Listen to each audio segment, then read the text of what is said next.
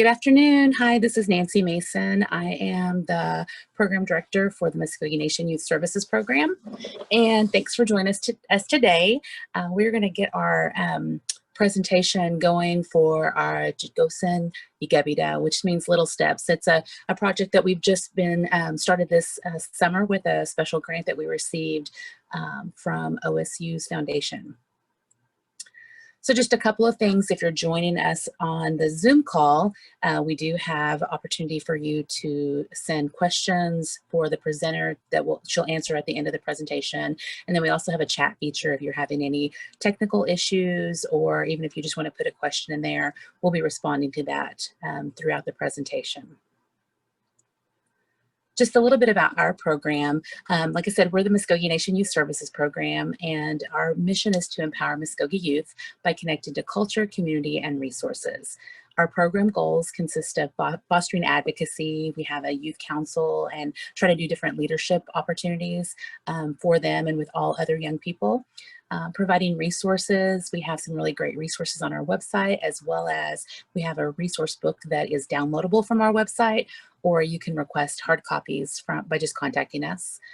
Promoting civic duty is another area that we've been focusing on. Actually, this week, it's National Voter Education Week, and so we've been doing a lot of different activities around that.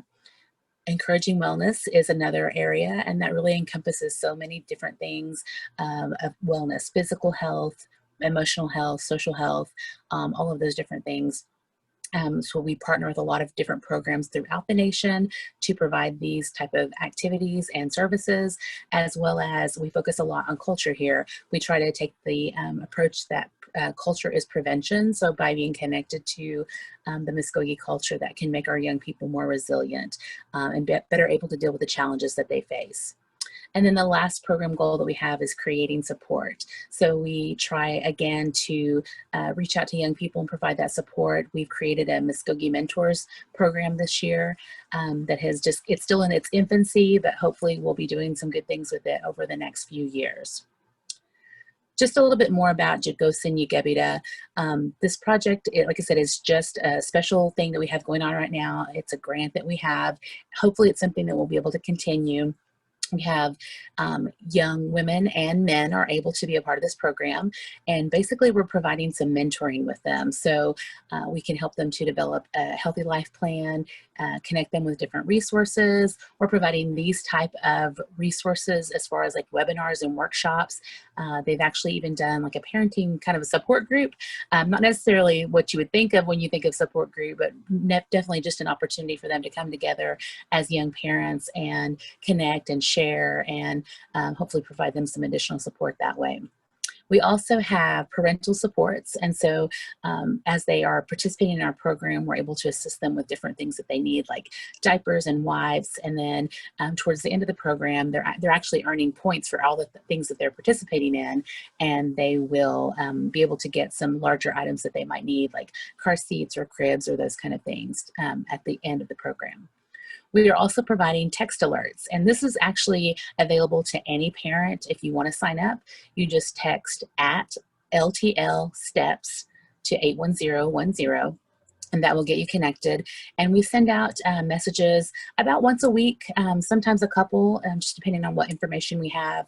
We try to provide parenting resources there, as well as information on activities that the tribe is hosting and things like that. So it's just another good place to connect and get information. And today we have a special presenter with us. Her name is Leticia LeBlanc. Hopefully many of you have heard of her. I have known her through the community for quite a while, but actually was able to hear her present a few years ago on trauma, and was just kind of really blown away, like all the good information that she has and the great work that she's been able to do throughout the different communities. And so Tisha's going to present for us today on trauma and your children.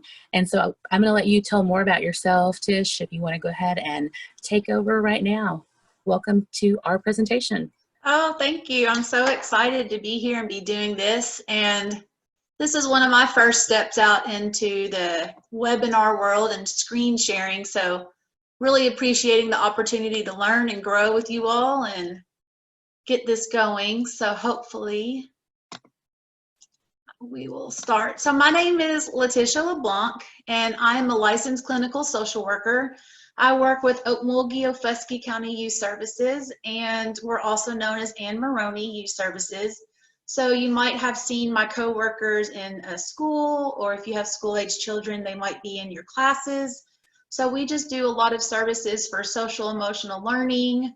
We do some programs for people who've interacted with the juvenile justice system. And of course, we offer family and individual mental health services, amongst others.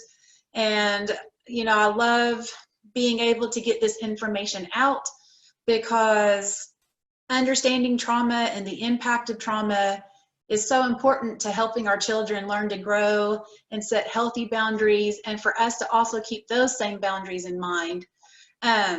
And so I'm kind of just trying to do an overview today, and I'm coming from my office, and you might hear later, I have my dog here with me. He's helping me kind of stay calm and ready.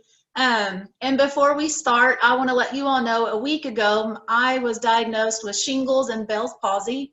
And so you might notice that my eye gets tired, or my mouth might start to droop a little bit as I talk, but I've been practicing and working hard to do this today, and I am so excited to get going. So before we start, I always like showing people a little bit about my life. I'm a mom. I've been married about 15 years, and I have a daughter and a son. Alan is my daughter, and if you look at the picture in the lower right, that's pretty much our family personalities right there, trying to get a picture together. Just really like being outside. I like camping and hiking. I like doing anything with my family, with the dog. Love soccer and trying to find ways to stay active. So I'm also from Kentucky. You might hear that accent come out a little bit as I talk, and that's a little bit about me and who I am, and been working in this field a little over 15 years now, and I absolutely love working with children and their families. It really is something I felt called to do, and I enjoy everything from advocacy to education to treating and just play therapy, art therapy. I just love it all. So Meadow, thank you so much for this opportunity, and we'll get started. So what is trauma and who is affected? Sorry, I'm supposed to be videoing myself and I forgot. So we hear a lot about the word trauma, and the more you study it, the more you start looking back over some of the experiences in your own life and our own lives. And we really start looking at, how did these experiences we have shape how we think, how we view the world, how we view our relationships. I think all of us have probably gone through some trauma, and sometimes it affects some people more than others. And a lot of times I get people who they'll come to me with a sense of shame or embarrassment or guilt, like, I've seen other people go through worse. So why is this affecting me? Why can I not move past this? Why can I not control this? And they see it as there's something wrong with them.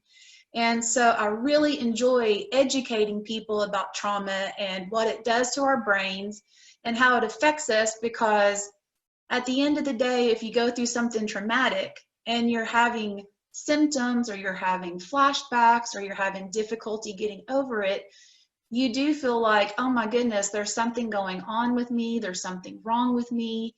And the simple fact is, it is only your brain trying to keep your body safe. And so as we go through this and learn kind of about trauma and what it is and how it affects us, I want you to kind of come back and keep thinking about, okay, when this happens to me, this is my brain trying to keep my body safe. And I'll explain that now. So for it to actually be trauma, a lot of things can happen. There's a lot of scary things that can happen, a lot of disturbing things that we might see that affect us, but I like to rely on the 3 E's of trauma. So for me, for trauma, an event has to be an event, a series of events, or a set of circumstances that is experienced by an individual as physically or emotionally harmful or life-threatening. And those experiences from the event or events have lasting effects. So the way I like to describe it when I'm working with children in particular is, if I'm on vacation and I'm having a really good time, or if I'm out with my friends and, you know, we're having some laughs, we're gonna take our phones and we're gonna take pictures of ourselves. And then when we want to remember those times, or we're talking to people about our friends or the fun places we've gotten to go, we pull our pictures out, or we pull our phones out, social media accounts out, and we can control how and when we see those events again, what memories they bring back for us, how it makes our body feel. And, you know, that tends to be a pretty positive experience. But when we go through something traumatic, it's like your brain is not just a camera. It is recording everything around you all at once. It's going to record the sights, the smells, how did you feel, what were you wearing, what did the other person look like. It will literally scan the environment, your brain will, and it'll take all these images and all these recordings, and then it gets stored into the part of your brain that keeps memories. And that is why sometimes you can be walking along, or maybe you're driving in your car and you hear a song, and it will make you think about maybe someone that you've lost in your life and you haven't thought about it in years. And all of a sudden you're just crying in your car and you don't even know really what happened. You kind of start looking back, it's like, okay, when I heard that song, I started thinking about my friend, and it caused this emotional response in me. So that is why trauma can be so scary when we have the symptoms with the flashbacks and the memories, because our brain, first and foremost, will always work to keep our body safe.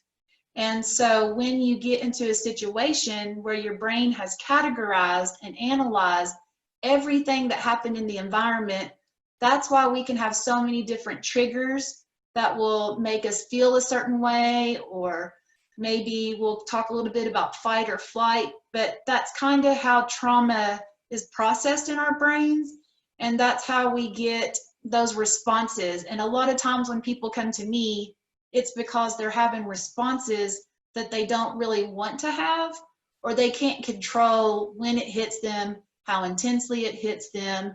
And again, they'll think there's something wrong with me because I can't work through this. And there's nothing wrong with you if this happens. It is literally your brain working with your body to try to keep you safe. And it happens on a level of reasoning and thinking that you're not even consciously aware of. So there's a lot of different types of trauma. One that we don't talk about as much as mental health professionals, but living in Oklahoma, I do try to mention a lot with other professionals, is natural disasters. And so hurricanes, fires, floods, things like that that can happen, and a lot of that does happen in Oklahoma. We have a lot of inclement weather, we have a lot of weather events that have caused loss and destruction. So we don't really tend to think about that as being traumatic, but it is a type of trauma. We also have human-caused disasters. So there's just accidents. You can have traffic accidents, worksite accidents, wars, environmental disaster, acts of terrorism. I know we're getting heated right now with the presidential elections coming up and the other elections coming up, and people feel so strongly, you know, on the different sides and different perspectives about the environment and what it means. And sometimes we don't understand, why is this resonating so much with me? But it's because sometimes we see what's happened and our brains are calculating that, they're recording it as this is not a safe situation. And so we get these strong feelings whenever we see these posts on social media or we're hearing these talks. And that's just kind of how it happens. Community violence includes robberies, shootings, assaults, any kind of gang-related activity or violence, hate crimes, and group trauma affecting a particular community. I think one of the most difficult things for me to convey when I go out and work with other professionals is, my normal is not your normal is not my normal, our normal might not be their normal. And so we really have to take the time to build relationships with people and try to get to know them in a way that we can understand the context, where they're coming from. So if I grew up in the country out in Kentucky, and if I hear a kickback on a car, I'm probably going to think, oh, someone's got a old truck that they need to fix, you know. But if someone's coming from a community where there's been a lot of gunfire, or they've been exposed to a lot of community violence, and they hear that, it's going to cause a very different response to them. Their brains are automatically going to scan to see where's the danger, what's that sound. And so that's why we can hear the same noises or be exposed to the same things and have such different responses to it. School violence is also a type of trauma when kids are seeing fights, school shooting, the threats to their safety, bullying, and especially the loss of a student or staff member. And unfortunately, in our community, I've had to respond, I think, at least once a year for the last 3 years to schools because they've lost one of their school members. And I know what I learned in responding to one of the events is the kids told me, we had so many people here for the first 2 weeks, and then everybody went away. And we didn't need them in the first 2 weeks. We needed you all 2 months later, 4 months later, 6 months later, a year later, because they said when it happened, it was so raw and so unexpected and so real. They really couldn't process what was happening in a way that what we were trying to do as mental health professionals was really helping them. Family trauma is a type of trauma that affects quite a few Oklahoman families and other families across the nation. And that's abuse, neglect, experiencing or witnessing domestic violence, incarceration of family members, family substance abuse, and sudden or expected loss of a loved one. Anytime a household member leaves the home or a new household member enters the home, it takes at least 6 months to a year before our brains can even really comprehend the change in our living situation. So this is something, even if I get kids all the time and parents will say, well, yeah, the uncle next door died and they were really close, but he seems to be fine. But the thing is, that child might not even be able to really understand the permanency that this has happened and this person is gone forever, all the way up until a year later. And then sometimes we see these behaviors, and when we start connecting the dots of what happened with the trauma in the past, we see, oh my goodness, okay, this is why we're seeing this, and this is why this happened. I'll talk a little bit more about abuse and neglect later, because I think we all are pretty understanding of how that can affect our development, but I will touch on that later. Refugee and immigrant trauma is exposure to war, political violence, torture, forced displacement, migration, acculturation stressors, which is, okay, I was in this one culture and now you've brought me into this other culture, and I really don't know how to honor my traditions and where I come from and try to fit myself into this new place I'm supposed to be. Some of my first trauma work as a social work student was with some war immigrant and refugees that had been relocated from Bosnia and Croatia into Kentucky. And unfortunately, whenever they agreed to move overseas and come to America to get out of the violence, the program that they were able to immigrate through, their living situation, they placed these people in the middle of a city in Kentucky where there were 7 hospitals around them. And the children and the family were really suffering. And when I got there and we started talking about what was it like where you came from, what had you seen, what had you been exposed to, I realized sitting there that they were constantly being exposed to helicopters, sirens, the noise of the city, the ambulance. And so basically they could never get away from these reminders of the war situation they had been evacuated from. And once we were able to make some environmental changes, they were able to adjust a lot more. and be able to finally start processing some of those issues, because their brains were kind of stuck in that fight or flight safety mode, and they were never really able to move past where they came from, even though they completely got themselves out of the situation. Medical trauma is one that we don't think about a lot, especially as parents working with children, but we do that ask that question on a trauma screen for the children and adolescents. Have you ever had a broken bone? Have you ever had a really bad bike wreck? So anything that would cause pain, injury, or serious illness, any type of invasive medical procedures or treatments. I don't know about you all, but I am the biggest baby ever when it comes to going under anesthesia for medical treatments, and I can just go into full-blown fight or flight. And so I've learned I have to communicate that with my doctors. And it's not even because anything bad happened to me, it's just my brain knows, okay, something's about to happen.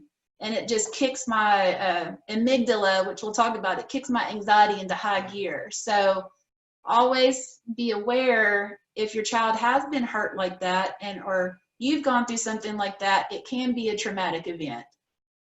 Another type is poverty, just lack of resources, lack of an appropriate support network, financial stressors, homelessness, all of that, especially if it's something that it keeps going on and on and on, you just can get to a point where you feel like this is never going to end.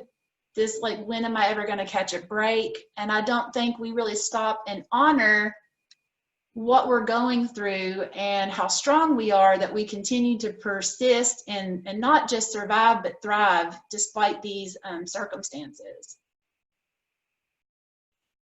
One thing I wanted to talk about in particular today is historical trauma. It can also be referred to as generational trauma. I love this quote: the cumulative emotional and psychological wounding across generations. I mean, this to me is one of the most powerful types of trauma. You can see the examples of the communities to which this is referring.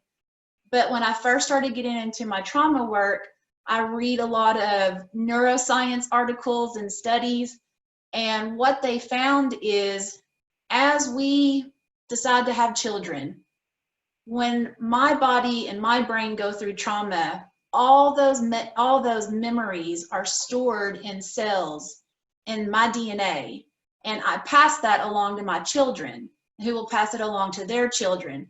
So really, the medical trauma that I go through might not even be from me. That could be my grandmother had a scary experience and her body remembers that. And so she's passing that memory down from generation to generation in the hopes that to keep me safe and to keep my children safe. And I think about Native communities in particular, when we hear stories of forced removal, when we hear stories of broken treaties, when we hear stories of broken promises, it can just make our blood boil and it will hurt our stomach. And we have these strong emotional reactions to it. And sometimes people don't even really connect their feelings to the fact that this is not just my blood boiling. This is the blood of my ancestors boiling. And it really can cause the exact same effects as going through something like a multiple vehicle car wreck and then trying to drive again. I mean, this to me is just one of the most mind-blowing aspects of trauma. That, you know, when the McGirt case ruling came out and so many of my friends were weeping and driving around and saying, this is our land, we won. And it was such a strong emotional reaction. And you know, that emotional reaction was not just yours. You were carrying the weight of all those that came before us. And to me, you really have to understand that piece, especially if you're going to work within the Native communities and communities of color, because this is not just a reaction to something that happened today. This is a reaction to something that's been happening for 100 years, 200 years, 400 years, and longer. I also like talking about racial trauma. This is potentially traumatic experiences resulting from direct experiences of racial harassment, witnessing racial violence towards others, experiencing discrimination and institutional racism, and I added microaggressions. Unfortunately, when I did this talk, things were not as tumultuous as they are now, or as unsettled as they can be now. But it's very important for us to understand, I feel like when we think about racial trauma and people who are being racist, we think about the old 1960s, KKK, David Duke, just hate speech on the front of a courthouse or a Capitol lawn, and angry people waving, signs saying you don't belong here. And that does not tend to be, in my experiences, the type of racism that we're experiencing today. I do talk about my children every once in a while, and I hope they forgive me because I've never been recorded doing so, but one of the most frequent types of racism I experience, being the mother of multiracial children, is my son, if you remember the pictures, has very thick curly hair. And my daughter's hair is a different texture, and I repeatedly am told on a regular basis how lucky I am that my daughter got the good hair. And I have to ask the person, what does that mean? Why is my son's hair not the good hair? Now, I'm not saying that's traumatic for him. I'm using that more to talk about, what does racism look like today? And I do believe there are people that are openly, vocally racist, but I think mostly when we are experiencing these types of racial trauma, it is, I hope, well-intentioned people that have not thought about the effect of their words and their actions and their decisions on others. But this is also why people are marching in the streets. This is why people started rioting. I might not know who was killed by the police or who was shot in her home, but it just brings my blood to a boil, and I want to go out and I want to do something. That is where those strong feelings come from. I said I would come back and talk a little bit about trauma. This is from 1998. Oh, I'm sorry, from like 2015 to 1998. So maybe we'll say some of this stuff is about 10 years old, 20 years old, but most of the statistics are from the last 5 years. So 2 of 3 children and youth were exposed to violence in the last year. That includes physical assault, witnessing violence, and also maltreatment. Of those that did report, and again, these statistics are not complete because so many things go unreported, but of these, 50% of the kids report more than one form of victimization. So maybe they're being physically, emotionally, sexually abused at home, and then, maybe mom's getting beat up by boyfriend, and then I go to school and I'm getting bullied. That's a lot. That's a lot for any person to handle. It's a lot, especially for our children to handle.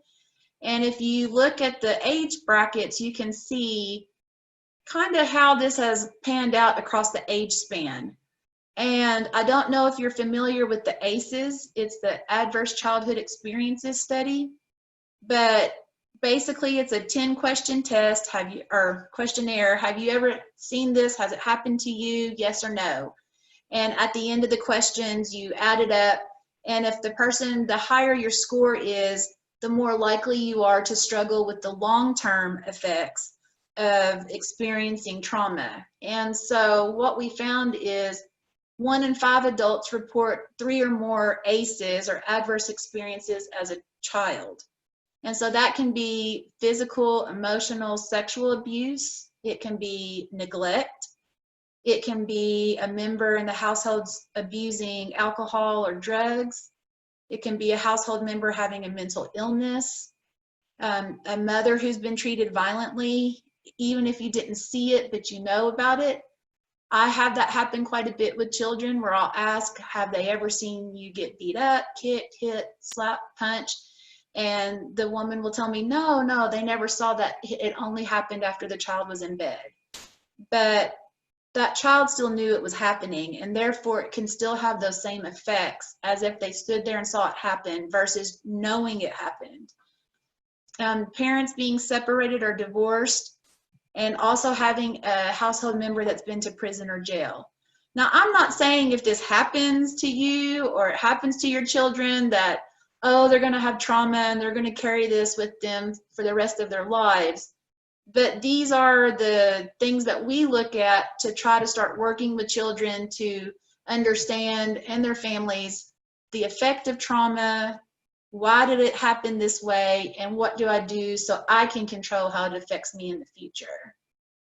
The higher your ACE score is, the more likely you are to engage in high-risk behavior, illnesses, and unfortunately, it can result in early death. So prevalence for childhood trauma, the groups that are considered an increased risk: youth of color ages 12 to 19, African American youth living in urban low-income communities, American Indian, Alaska Native children and youth who have disabilities, refugees, those who are homeless and living in poverty, and LGBTQ children and youth. I don't talk a lot about LGBTQAI children and youth, but it is something to be mentioned. This is a population, a group of people that really need to be supported, in my opinion, because there is a lot of trauma that is associated with trying to assume your identity, figure out your identity. Growing up is hard. It's hard enough on its own. It can be more complicated when for you to grow up and be who you want to be means you have to deconstruct everything society has told you to be. And so that's just something really I always want to tackle on and mention, because these are people that really need love and support to avoid some of the outcomes that can accompany that. I use this picture when I talk to teachers all the time because I said I would come back to abuse and neglect. What we are learning as professionals is even if a child is abused, they tend to have better brain development because they've been acknowledged. If a child is neglected and left and not talked to and not interacted with, they tend to fare worse because nobody is interacting with them. And I use this picture. This is a brain scan of a 3-year-old child. So on the left, we have the normal, typical neurodevelopment. And on the right, we have the brain development of a child who's been a victim or a survivor of extreme neglect. And you can see the difference in this composition. And I like showing this picture to teachers because this is what our children are like before they ever come into school. At 3-year-old, they're still at home. Maybe they're at Head Start, maybe they're in daycare, but at any rate, they have not started school yet. And then they come into pre-K, and then the teachers are coming to me and administrators are calling saying, we're seeing these behaviors, they won't sit still, they just will run out of the room. And if you really look and see what's happening with their brains, we understand that they're not necessarily ready for what you're telling them they're ready for. And we really have to take time to build these relationships with the children so that we can foster that brain development before we can ever get them to a place that they're ready to learn. So kind of go back and sum up where we are. Experiences happen, the 3 E's. We have to have an event or series of events, the experience, you know, they become traumatic when they overwhelm our ability to cope. I went to the HOPE conference several years ago. They had a great speaker that talked about post-traumatic growth. And I learned a lot then about there's some people that can look at the trauma and what happened and say, oh, this happened to me because I needed to learn da da da da da da da, or this happened to me and because that happened to me, I'm motivated to go do this. When I talk with children, I tell them all the time, we're sitting at a crossroads now, and we can go down this road where everything that you don't get and everything that happens to you that you don't like and every failure that you have is because of what happened to you now. Or we go down this road where one day you're telling your story and people look at you and they say, I would have never thought that's what you came from, or that's what motivated you to get into this line of work, or just to be a successful person and prove everybody wrong. Kids will get a lot of anger, and that's one of my jobs, is to help them work through that anger so that the trauma does not overwhelm their ability to cope. It can come in many forms. Traumatic experiences can. It can be one-time event. It can be different events over the lifetime. And then going back to that generational trauma, maybe nothing's happened directly to you, but you know that it happened to your grandparents, your parents, your community, your friends, and therefore you're carrying this with you. Exposure to trauma in childhood is very common. Risks for exposure to more than one type is high. That means if you go through one thing, you're more likely to go through more than one. So we have to really look at what I was talking earlier, those contextual factors. What's your support system? One of the things I ask kids all the time is, who's your adult?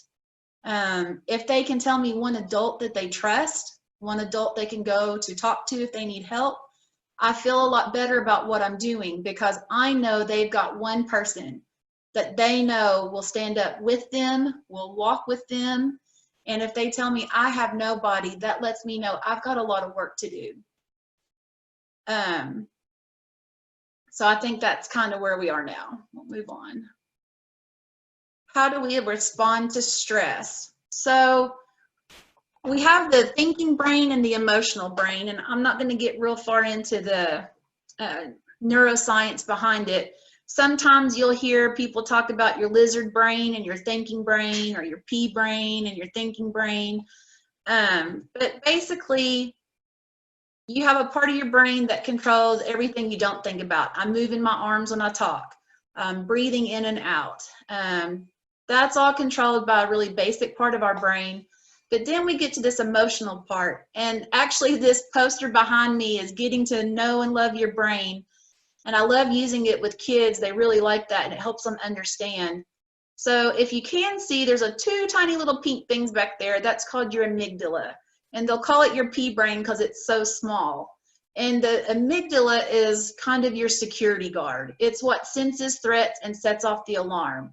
So go back to the beginning when I was talking about, okay, if I'm having fun, I take a picture. When I want to remember the picture, then I just look at it and I smile and I think that was a good day. Well, if I'm going through something traumatic, my amygdala is the recorder. It is recording everything that's happening around me in that time. And so what the amygdala will do is they pass it off to a part of your brain called the hippocampus, which is the memory keeper. And so the amygdala and the memory keeper are constantly working together, like, wait a minute, I smell that. We don't like that smell. The last person that smelled like that hurt us. And it's just constantly cataloging everything that we come into contact with, trying to keep us safe.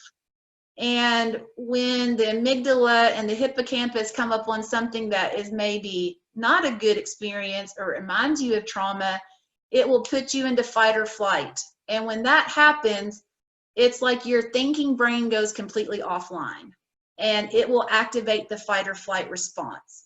So one way I try to explain that to children is, if I go to a school now, and I do usually visit the schools in the community whenever it's not COVID, there's somebody, I have to hit a button on the door and somebody will see me on the camera, or they'll say, who is it? And I say, it's Leticia. They know I'm supposed to be there. They know who I am. They open the door and let me in. And so I'll ask the kids, imagine if every single person who came to the door of the school and hit that button, every time that button got pushed, the entire school would go into lockdown. And when I say lockdown, I mean you are under your desk, all the doors are locked everywhere, all the windows are locked everywhere, and no one can come in or out until the police and the fire department both come and clear the building and tell you you're safe. And I'll ask the kids, would you ever be sitting at your desk at school? And they say, no, we would just be on lockdown the whole time. And that's exactly what happens in our brains. Our amygdala will see, okay, this is not a safe situation. It's trying to categorize what happened with all these memories we've kept. And then it just completely shuts everything down. And that's when we go into fight or flight. And people will always say fight or flight, but I say fight, flight, freeze, or faint. We'll get into that in just a minute. So I mentioned before that the experience is traumatic when our system becomes overwhelmed and we're no longer able to respond to stress. And that's when the fight or flight messages start. So I love speaking. I really do enjoy it, but about 15 minutes before I start to talk, my heart will start to beat really fast. My voice might get a little shaky. I might get a little extra sweaty. But I know, okay, I'm getting ready to talk in 15 minutes. You're just getting nervous. Your body's getting ready to go. It's okay. And I'm able to adjust my mood and what I'm doing to be able to respond to what's happening around me. If the emotional brain continues to send the alarm, even after the threat has passed, that's when we're really getting into that traumatic stress response. I said fight, flight, faint, or freeze. I thought I had a slide, it might be later, but I want to explain that just a little bit. So kids, sometimes they will fight back in class. They'll have outbursts, they'll be rolling around, they get pulled out of class, and then you're talking to them, you're like, what happened? Why did you do that? And they look at you and they say, I don't know. And I tend to believe children when they respond that way, because when our amygdala is taking over that stress response, the reason they call it fight or flight is back in primitive days, if a T-Rex is chasing me down the path, not the street, but if a T-Rex is chasing me, I'm either going to run away from the dinosaur or I'm going to find a weapon, I'm going to turn around and try to fight. That is why whenever we start to respond to our stress and anxiety, we will get that the fast heartbeat is, I'm going to start pumping more blood and oxygen into my body so that I can get away. A lot of people will get stress headaches. They'll get a lot of shoulder tension. That's because your muscles are tensing and you're ready to fight. We get stomach aches because actually if you are going to fight, you don't want to get an injury into your middle of your body where any of your vital organs are. And so your stomach will just dump everything that's in there, and then it stops the digestive system. That's why people get irritable bowel syndrome. That's why kids will say, oh, my stomach hurts so bad whenever they're getting nervous about school. So if you hear your kids talking about like their stomach always hurts at school, but it doesn't hurt anywhere else, they're trying to tell you there's something stressing them out at school. And we really have to start paying attention and having these conversations and seeing like, how can we figure out what's going on and why this is happening? And a lot of times when kids understand why it's happening in their body, that shame, that guilt, that embarrassment, that fear of letting somebody down, that all starts to decrease, and then we can really get in and start working through the trauma. So common responses in young children, fear, anxiety, worry. If you notice changes in sleeping and eating habits, difficulty separating from caregivers. I know that there's separation anxiety, but especially if your child's been willing to go and then they don't want to go, or maybe every time you take them to a certain place, they're a little more clingy. They're giving you cues and signs that something's not right here. My brain's telling me I'm not safe. They might regress behaviors. They might lose speech they had. They might wet the bed. And they'll even reenact aspects of that trauma during play. I think play has really changed a lot for boys with the incorporation of technology. Boys used to, and still do, like to play with force. I had a boy in my office this week, and I had trucks, and all he wanted to do was take his trucks and just bang them together, and his mom was like, oh my gosh, you have to stop. And I was like, no, that's appropriate. He's acting out aggression through the play and getting that sensory feedback. And those are ways he's able to process what happened in a safe space so that we can start retraining his brain how to respond. With school-age children, you're going to see, again, fear, anxiety, and worry. And I mean, I'm talking kids that on Sunday night, you just see them. Is tomorrow a school day? What are we going to have to do? You know, they don't know what to expect. And therefore, they start remembering all the things that have happened at school. And if it's not a positive experience, then they start getting into that fight or flight stress response. There's a lot of feeling of guilt and shame and self-blame, and school-age children and younger usually are not able to understand that's the feelings that they have. They'll get mad at other people, they'll blame other people. And so when I have kids that talk like that, I really listen, because I know it's not just them talking about other people, it's them talking about, you know, what's going on with them. Headaches and stomach aches, difficulty concentrating, angry outbursts, and maybe they're overreacting or underreacting. I mentioned the child that was very aggressive and would run out of the room, and when we collected data, we realized there was one perfume that would set that child off, and we don't know why, but it was an easy fix. The teacher just didn't wear that perfume anymore. I want to talk real quickly. If you look back over these 2 pages of symptoms, I'll show you that real quick. Changes in sleeping and eating, the reenacting the play can get quite exaggerated and loud, the play will. These feelings of guilt and shame and difficulty concentrating, if you look at all this, it looks an awful lot like ADHD. And I'm not saying children don't have ADHD, but when I have a child that I'm getting, well, they'll act out, they'll talk, they won't sit in their seat, they're fidgety, then I know I need to start talking with their adult in charge about, hey, do you know anything about what happened, you know, before school started?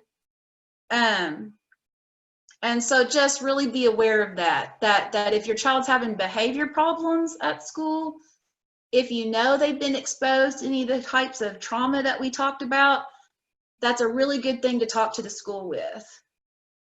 I'm gonna kind of skip for time here. Triggers are reminders of what happened that automatically cause the body to react as if that event is happening all over again. The response can appear confusing and out of place or be misunderstood. This happens in schools all the time. I have kids that will run out of class and they want to go hide, and I have teachers with the very best processing skills, but they want to process when the child is still in fight or flight. And if they're in fight or flight, their brain's not able to actually process what's happening.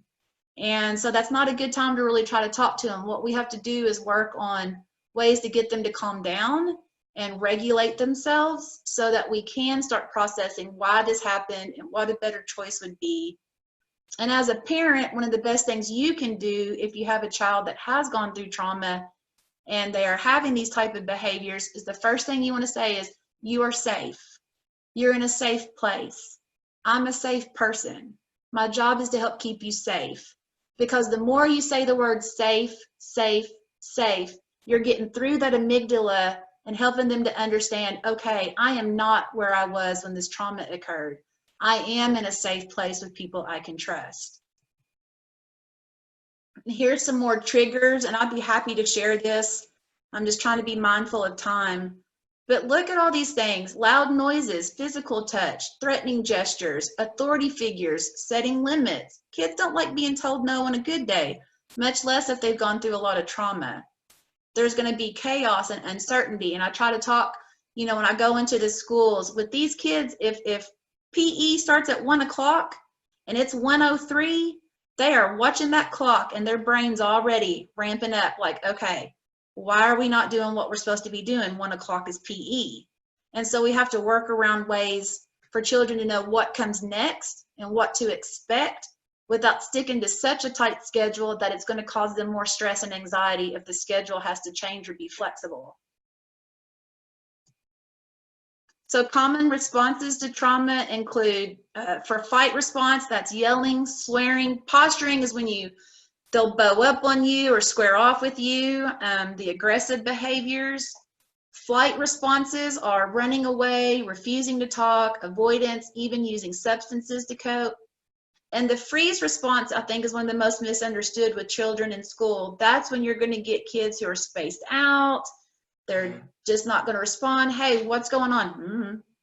Why'd you do that? And they say, you know, I have adults tell me they're so disrespectful And I'm like, they're not trying to be disrespectful. They're trying to protect themselves right now. So as adults, and especially as professionals and parents, we really have to examine how we look at what's happening with these kids and what they're trying to tell us when we see these behaviors we don't want. For parents going into school, I've mentioned if you feel comfortable sharing what's happened, it can really help the child in school and help your relationship with the school. I know for parents, it's really hard, especially if school wasn't a great experience for you. So, you know, just try to think about, if you're going in, am I going into the same school I went into? What were my teachers like for me? How did this school make me feel about myself? Because if I have parents come in and say, they're not labeling my kid and doing what they did to me, you know, I'm not having it. And then, you know, all of a sudden the schools are like, hey, these parents, they don't want to help. And I, you know, yes, they do want to help, but we have to understand we carry our experiences with us. And it's never too late to kind of work with somebody to control your own reactions and process what you've been through so that you can be a better advocate for your child. So we kind of talked about the stress response and the brain, and the triggers are trauma reminders and why that happens. And above all, if you know your child's been through trauma, you suspect they've been through trauma, and you're seeing these behaviors, just take the time to build that relationship. Work, you are safe, you're in a safe place, I'm a safe person, my job is to keep you safe. And stick to those 4 things until they start to de-escalate and get in control of themselves so you can talk about what happened. And I just really love clip art, so I included this one because moms be like, free my kid, he ain't even do nothing. Because really, at the end of the day, I do believe all kids are good kids. I think people make bad choices, but if Jason's mom can love him through everything, so can we. And I'll go ahead and stop the share there in case we have questions. Tish, thank you. Such good information. I've been taking a ton of notes. We want to open up for questions. So if anybody who's watching through Zoom or on Facebook Live, if you want to send us a question through the chat or through the comments, we can get Tish to answer those for you. I love that you talked a lot just about things that are going on right now, like with the things that are happening in our world and how that is traumatic for us also, and just that incorporation of that. It's really great.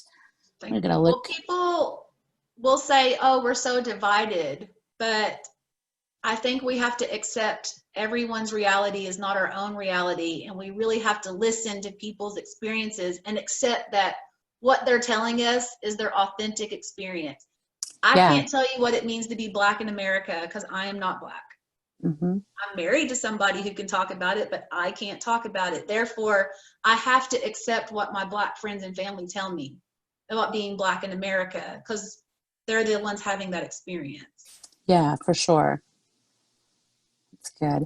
I am not seeing any questions right now, which just tells me you did. That's because I covered it. You did. That's what I was going to say. You did such a great job. Like, it's always such great information. Like I said, I've heard you speak before, but I even got more information from you this time. And so I think your knowledge continues to grow. And so I appreciate you so much for sharing that with our program today and with all of our viewers. So thanks again for being with us. Yeah. Thank you. That was fun. I appreciate it so much. Good deal. Good deal. I just want to share a little bit about a couple of other upcoming webinars that we have with our program. And let me get that to switch over for you there so we can see it. Yeah. So in 2 weeks, so we're going to do 2 more presentations every 2 weeks. So October 22nd, we'll have Katie Kelly with the Family Violence Prevention Program. She'll be talking about red flags of relationships. And then also on November the 5th, we'll have Shelley Bird with the Department of Health talking about the underage alcohol and RX prevention program. So you can register for those at our website. It's www.muskogeeyouth.com/event-registration. And that will get you connected to both of those webinars if you're interested. One final note is that we do have another webinar, actually not a webinar, we have a Facebook Live coming up this afternoon at 5:30 Central Time. We're going to have young people from across the nation, technically, talking about the importance of Native youth voting. And so I'd encourage you to come back and join us at 5:30. Tish, thank you again for being with us. I appreciate you so much. I'm like straight up in Virginia where the Looks like somebody's got her on there. So we're going to go ahead and close out.